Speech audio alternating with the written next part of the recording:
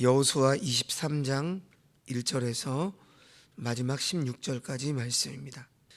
이제 여호수아 23장 그리고 24장은 여호수아의 마지막 설교의 내용을 담고 있습니다. 오늘 우리가 살펴볼 23장 말씀은 여호수아가 백성의 지도자들을 불러 모아놓고 하나님의 언약을 상기시키는 말씀이고, 마지막 24장 말씀은 이스라엘 백성들 전체를 불러 모아놓고 하나님의 언약을 상기시키는 말씀입니다. 오늘 본문을 크게 세 부분으로 나누어 볼 수 있는데요. 먼저 1절에서 8절까지 말씀은 여호수아의 첫 번째 권면의 내용입니다. 여호와 하나님만을 가까이 하라, 섬기라, 이러한 권면의 내용이 나와 있고요. 그리고 9절에서 14절까지 말씀은 여호수아의 두 번째 권면의 내용입니다. 하나님을 사랑하라, 이러한 내용이죠. 그리고 마지막 14절에서 16절의 말씀은 경고의 말씀, 이렇게 나누어서 우리가 볼 수 있습니다. 하나님께서 약속하신 땅을 정복하고 지파별로 땅 분배를 마친 후에 이제 많은 시간이 흘러서 여호수아의 나이가 많아 늙었다는 내용으로 오늘 본문은 시작하고 있죠. 1절 말씀, 여호와께서 주위의 모든 원수들로부터 이스라엘을 쉬게 하신 지 오랜 후에 여호수아가 나이 많아 늙은지라.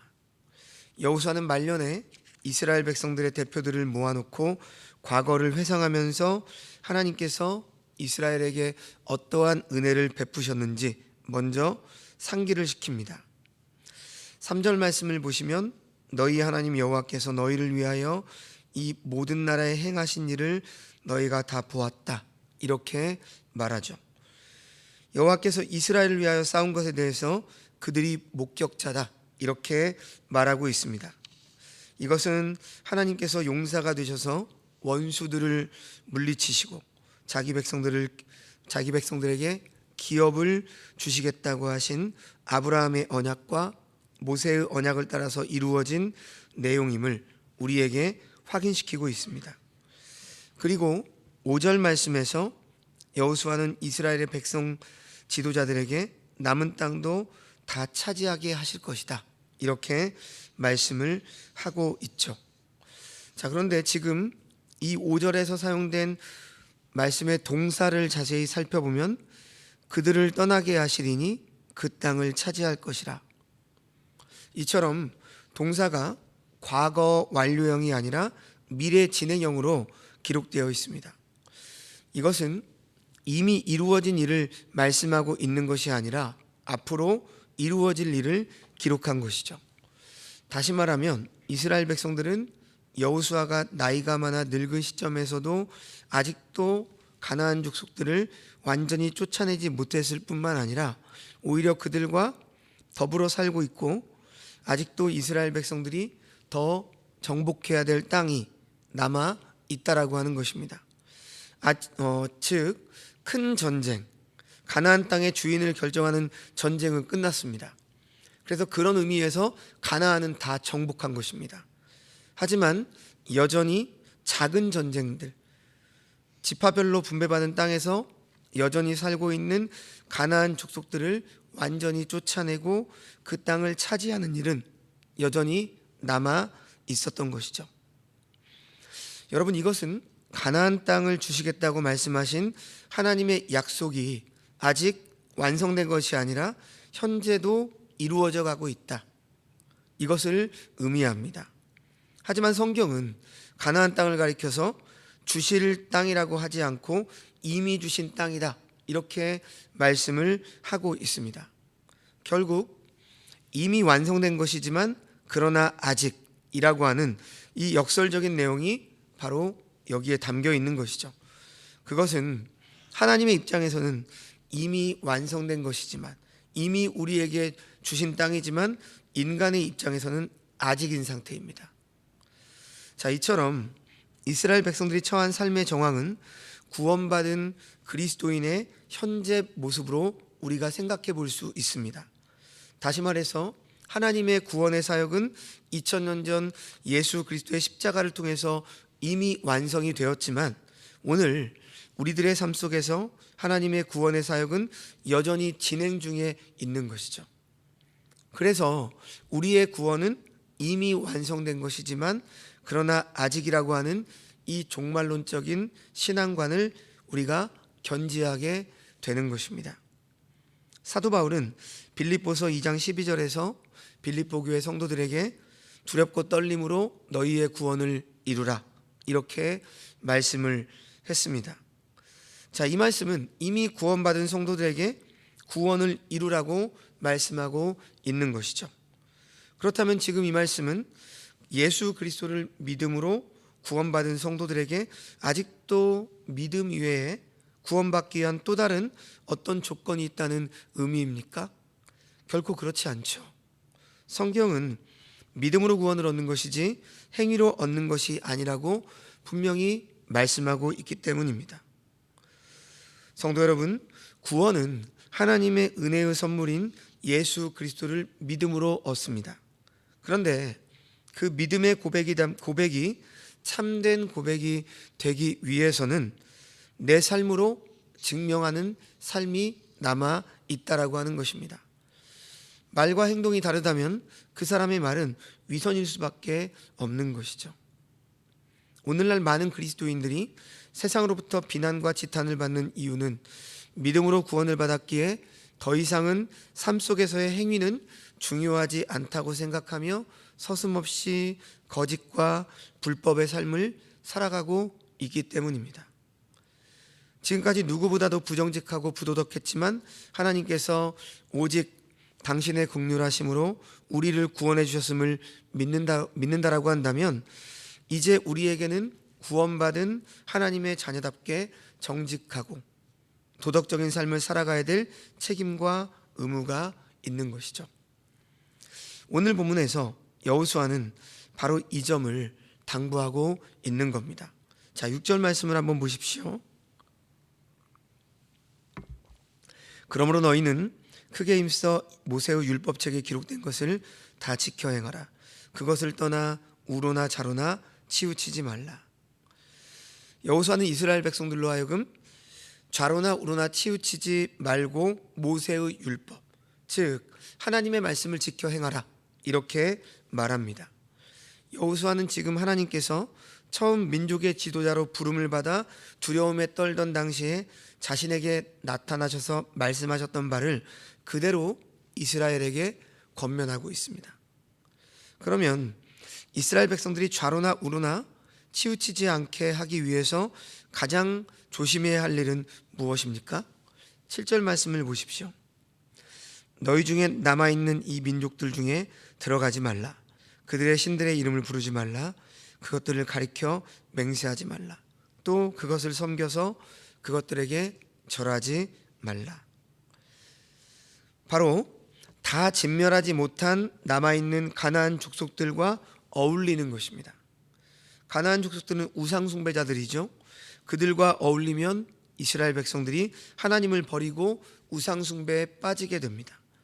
그러므로 이스라엘 백성이 좌로나 우로나 치우치지 않고 모세에게 명하신 율법, 즉 말씀을 따라 살기에는 가장 먼저 그 땅에 남아있는 가나안 족속들과 어울리지 않는 것이죠.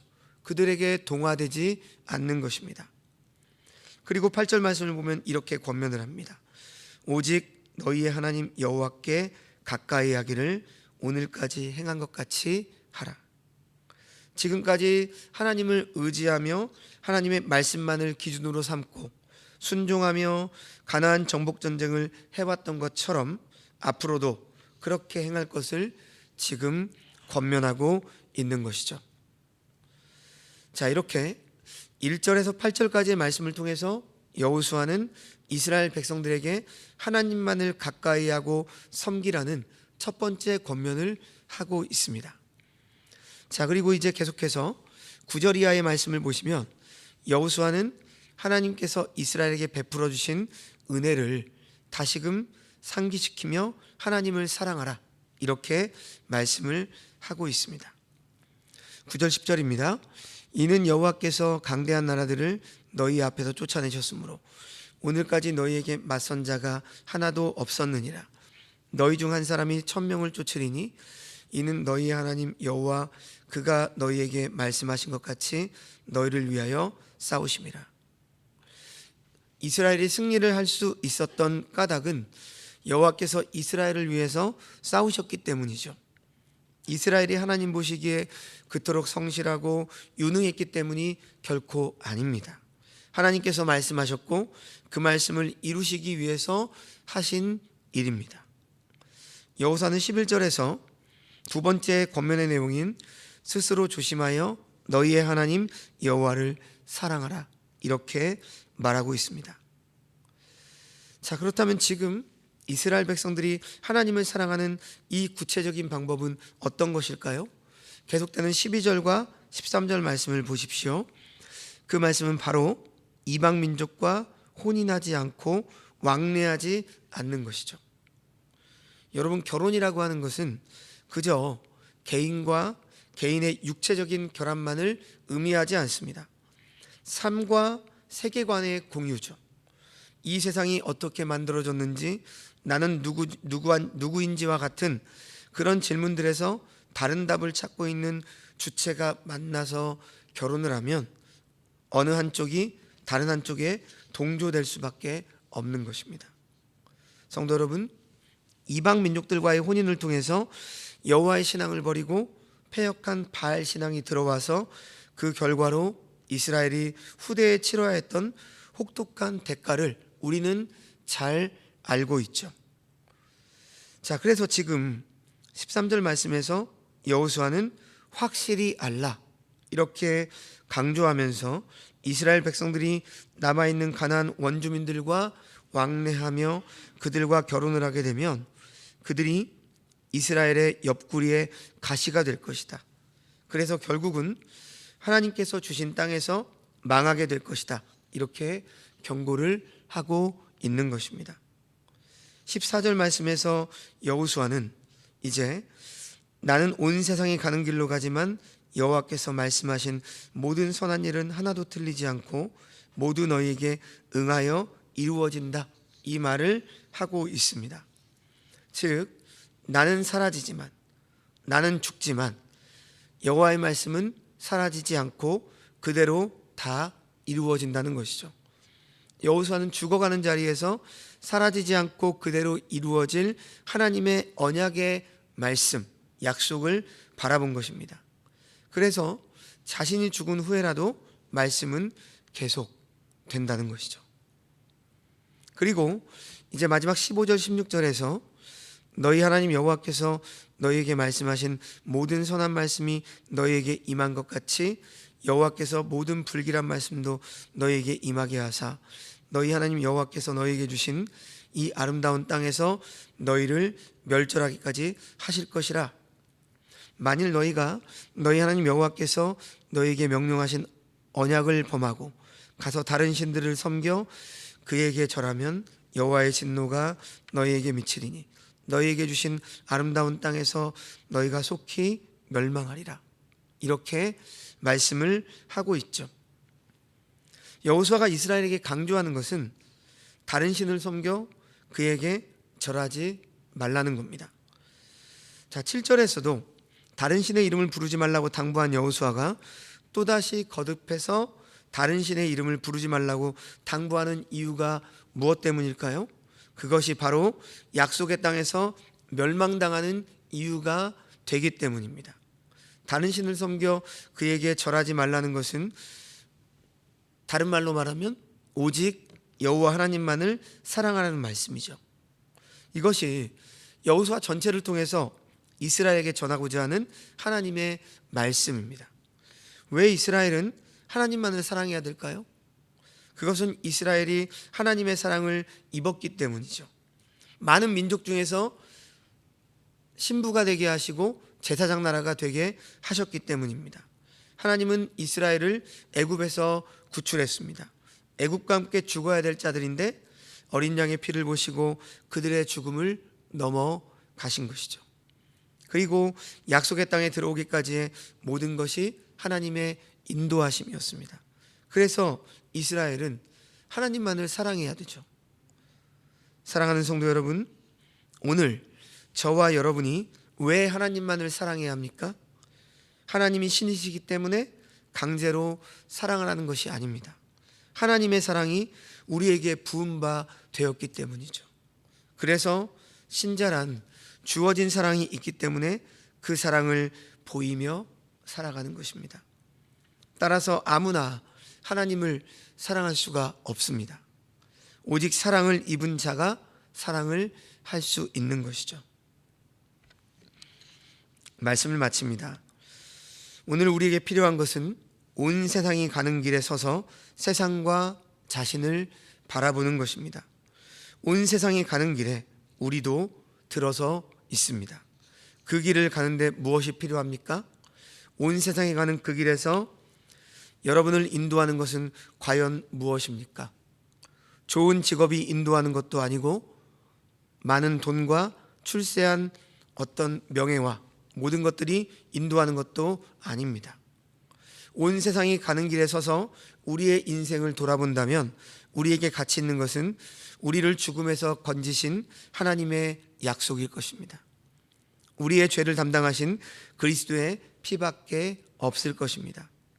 좋은 직업이나 돈, 명예, 권세라고 하는 것은 내가 세상에 존재할 때는 나와 함께 할지 모르지만 온 세상이 가는 길에 들어선다면 즉 죽음의 순간 나로부터 다 분리될 것에 지나지 않는 것이죠.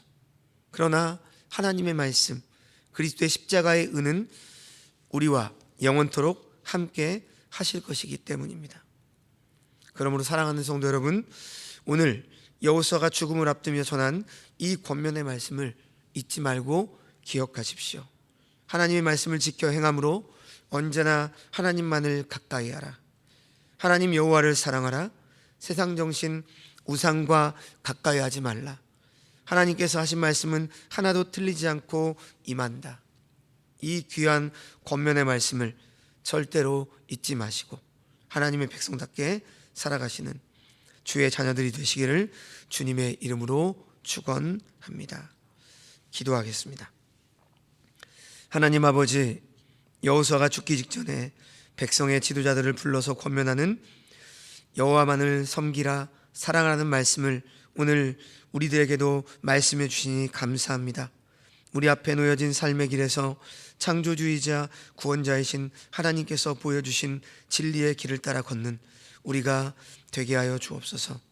온전히 하나님을 하나님의 자리에 모셔드리고 하나님의 영광을 위해 창조된 우리임을 잊지 않도록 늘 깨어있게 하시고 이 세상에서의 욕망을 추구하며 자기를 중심으로 놓는 세상과는 거리를 두는 삶을 살게 하여 주옵소서. 그동안 우리의 삶에 신실하게 섭리하셔서 말씀을 이뤄오신 하나님의 그 사랑을 기억하며 그 사랑을 받은 사람답게 살아가며 하나님만을 섬기는 주의 백성들, 그리고 이러한 말씀을 당부할 수 있는 그러한 삶을 살아가는 우리가 되게 하여 주옵소서. 모든 말씀 예수님의 이름으로 기도합니다. 아멘.